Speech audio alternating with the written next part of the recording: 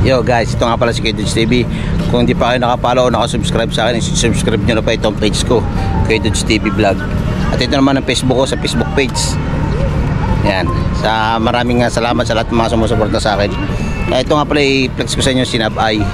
Ito nga pala ang bagong labas ng motor, si Honda Navi. Napaka-astig at quality. Biro mo sa halagang 55,900 ay talagang makukuha mo na talaga siya ng brand new at talagang napakasulit at bibihira lang na meron niyan dito. Dahil hindi pa masyado nilalabas ni Honda. Kukunti pa lang ang nakakaroon ng mga shop ng Honda niyan. At sakto nung pinagtanungan ko dito sa may Banaba ay talagang na-jackpotan ko na meron pa silang nag-iisang stock. Kaya di ako nagpakatubali na kinuha ako nakakagad siya.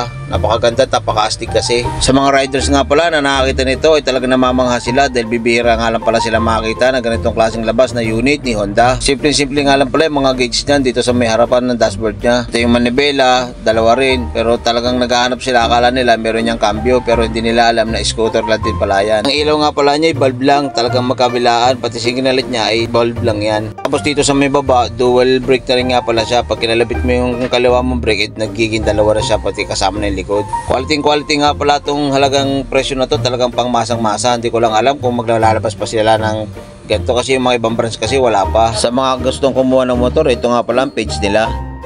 Marami na nga rin palang nag-vlog nito na sa YouTube. Akala nila ay maliit pero hindi nila alam. Pag nakita nila sa personal ay medyo maliit nga talaga siya pero mataas siya.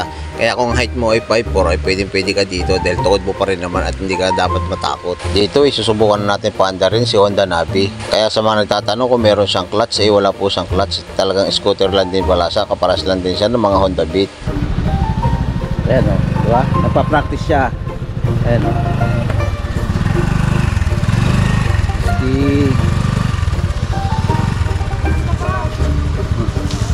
Ngayon titestingin naman natin na angkas daw niya ako.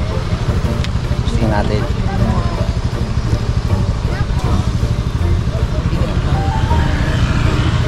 Titestingin namin.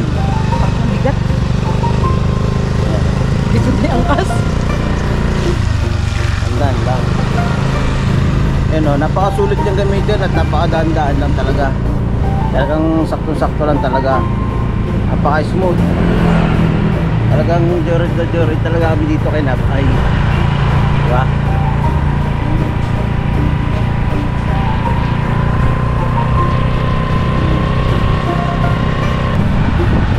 Practicing mo rin, titingin ka sa side mirror.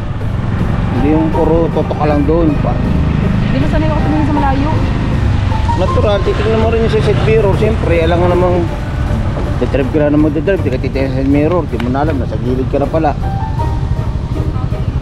Bigat mo. Hirap pala pag gano'n, no? Kung may angkas ang bigat. Ano ginawa ko kasi na? Grabe talaga si Nab-Ay talaga. Sulit. Diba? Kaya sa mga gustong kumuha ng Honda Nab-Ay, talaga sulit na sulit at quality at na-testing ko na. Talagang napakasarap talagang gamitin. Napaka-chill ride lang at hindi ka makaramdam ng alay o pagod. Talagang soft na soft lang yung andar niya sa hindi siya maingay. Talagang quality talaga. Basta Honda Nab-Ay. Yun. Shoutout nga pala sa lahat ng mga sumusuporta sa akin, Kaydudes TV Vlog. God bless sa inyo lahat.